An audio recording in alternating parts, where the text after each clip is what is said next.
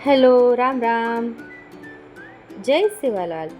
वर्षा बंजारा कुकिंगमध्ये तुमचं सर्वांचं स्वागत आहे. आज मी तुमच्यासाठी घेऊन आले असा चिवडा जो फक्त दिवाळीतच नाही तर वर्षभर खायला आवडतो, खास करून हॉस्टेलवर रूमवर असणाऱ्या मुलांसाठी. आईच्या हाताची आठवण करून देणारा आहे हा चिवडा. दररोज बाहेरचं खाऊन कंटाळा येतो तेव्हा आई प्रेमाने बनवून दिलेला हा चिवडा सोबत असेल तर भूकही लागते आणि मनाला घरची ऊब पण मिळते. हलका, चविष्ट आणि कधीही खाता येईल असा खास चिवडा. तर चला बनवूया. तर मी इथं मुरमुरे चाळून घेतले आणि त्याच्यानंतर हे 4-5 कांदे लांब लांब घेतले, पाव किलो खोबरं घेतलं, पाव किलो डाळ, पाव किलो शेंगदाणे घेतले आणि थोडेसे 1 छटाक मनुके घेतले आणि हे मसाला आपल्याला लागणार आहे ते पण भाजून घ्यायचं आहे. तर ही 2-3 कांड्या लसणा घेतल्या, कोथिंबीर घेतली, कढीपत्ता सगळं घेतलेले. तर चला आता गॅस पेटवते आणि कढई ठेवून मी हे सगळं जिरं, बडीशोप आणि धने, ओवा आणि जायपत्री आणि 2-3 लवंग आहेत ते सगळं भाजून घेते.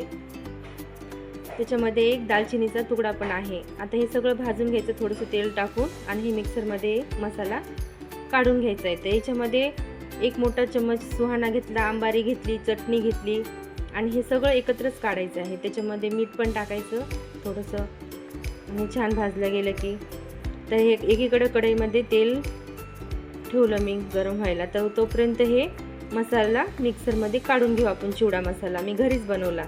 तर बघा हे सगळं मसाले त्याच्यात टाकून दिले, चटणी, आंबारी, सुहाणा, मीठ आणि थोडीशी साखर टाकली आणि हे सगळं पुन्हा मिक्सरमध्ये काढून घ्यायचं. एकदम अशी पेस्ट व्हायला पाहिजे भरडसारखी.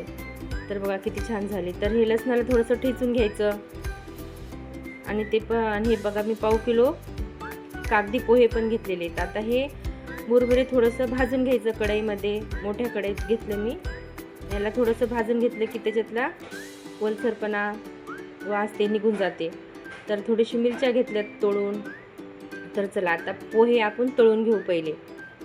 तर ह्या चाळणीमध्येच ठेवलेत मी आणि त्याच्यानंतर ती चाळणी तेलात ठेवली की ते पोहे एकदम असे फुलून आले.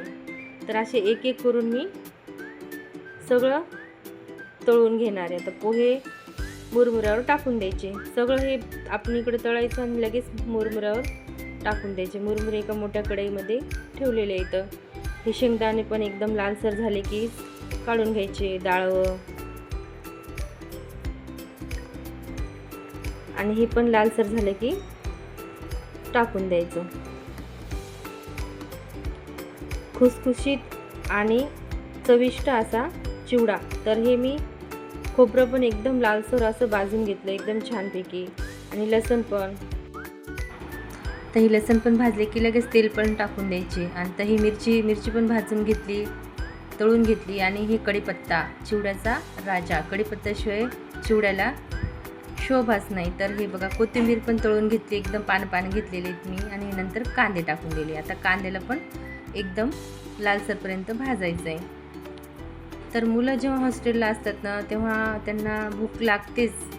जेव्हा भूक लागते तेव्हा मेस बंद असते आणि तेव्हा मग असा घरचा चिवडा असला की जमते. ते मनुके पण घेतले थोडेसे भाजून. तर लगेच कढईमध्ये तेल थोडंसं ठेवलं आणि त्या कढईमध्ये मोहरी टाकली आणि आपण जे मसाला काढलेला आहे ते मसाला मी त्याच्यामध्ये कमी गॅसवर भाजून घेतला एकदम छानपैकी.